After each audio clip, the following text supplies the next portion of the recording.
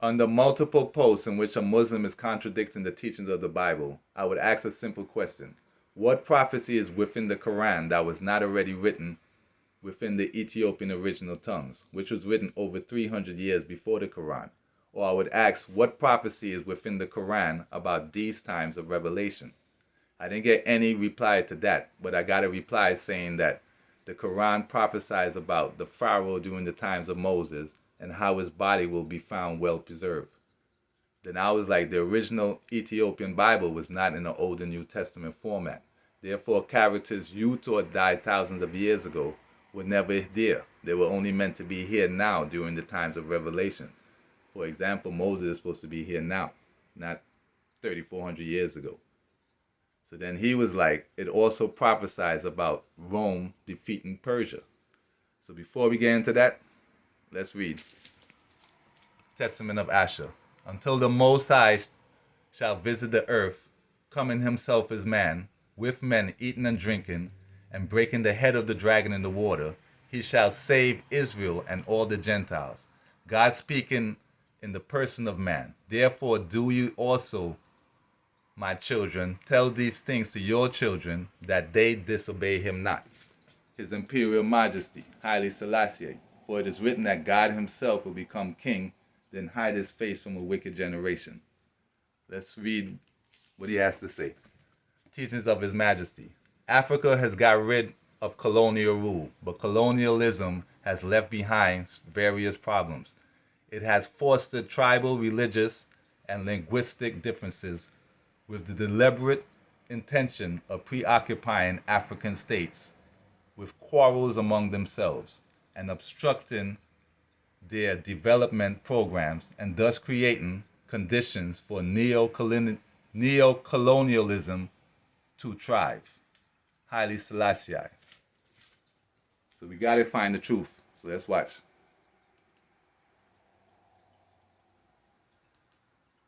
Hey people, Moses didn't exist.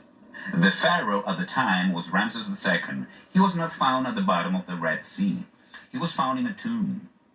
Died of arthritis. Hello. That's one.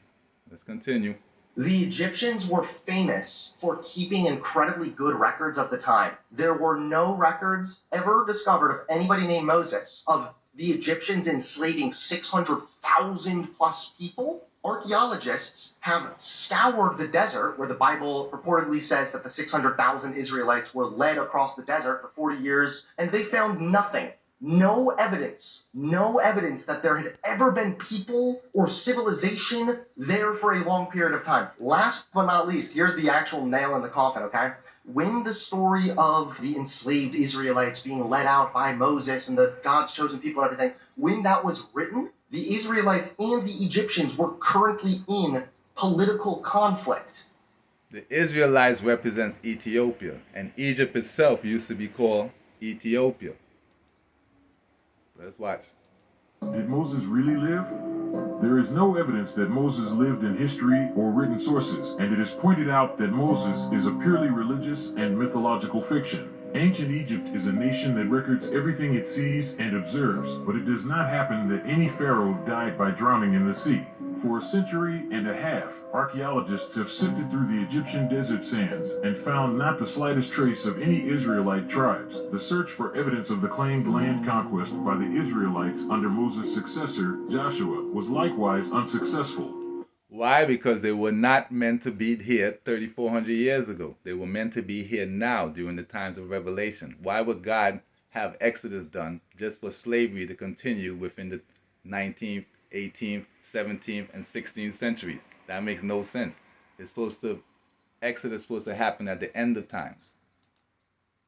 How can you compare Jesus? How long did Jesus preach for? How long did he preach for? Jesus was 3 years.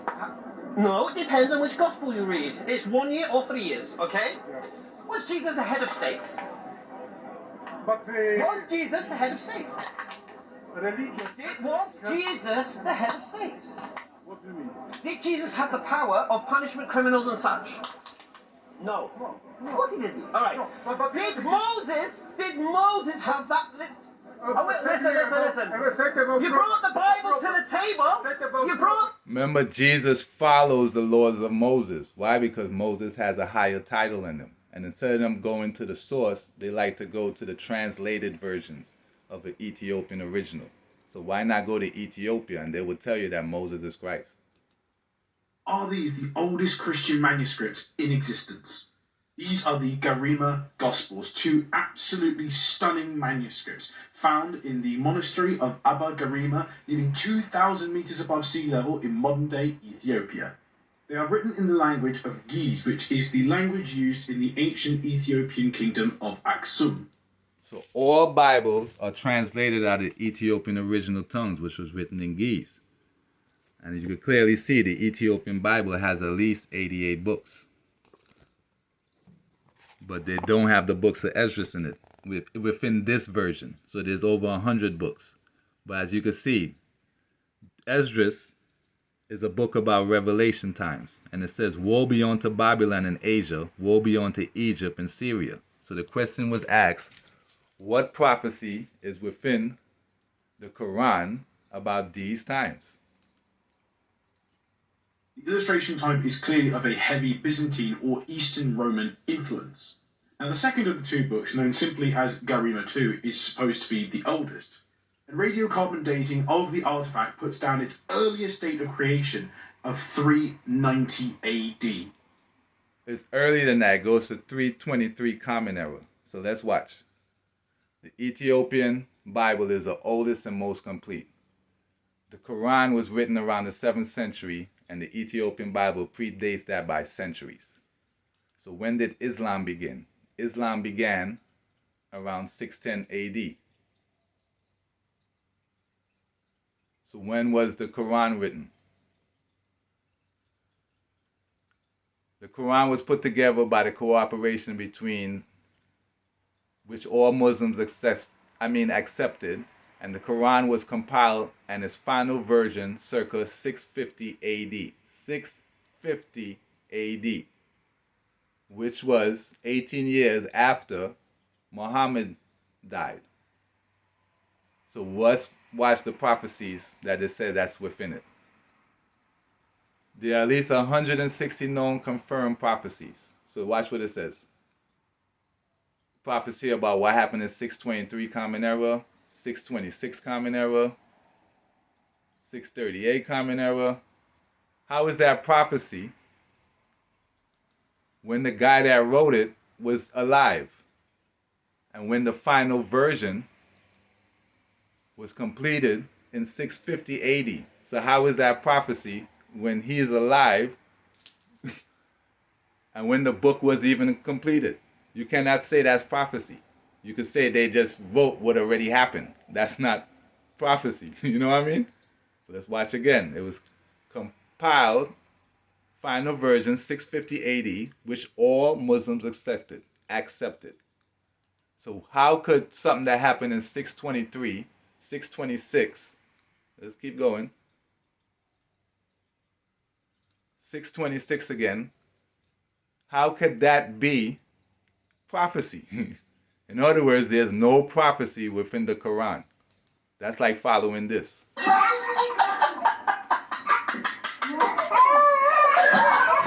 Don't worship idols.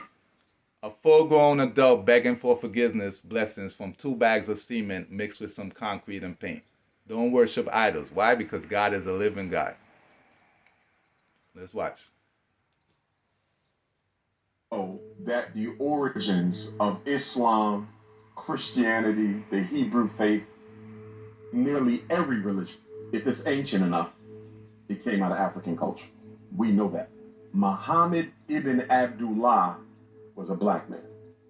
His mother was a Sudanese Arab. His father was from the tribe of Quraysh. They were one of the blackest tribes in Mecca. Undisputedly, he was African. We know Christ was, okay? We know Moses was. He was taught in the ways of the Egyptians. Had to be blue, black, purple with a nappy head. He's an Ethiopian that grew up in the land of Egypt. Hello. He's not Egyptian. The problem is, even though these religions originated in our culture, they were colonized by non-Africans for a period of time.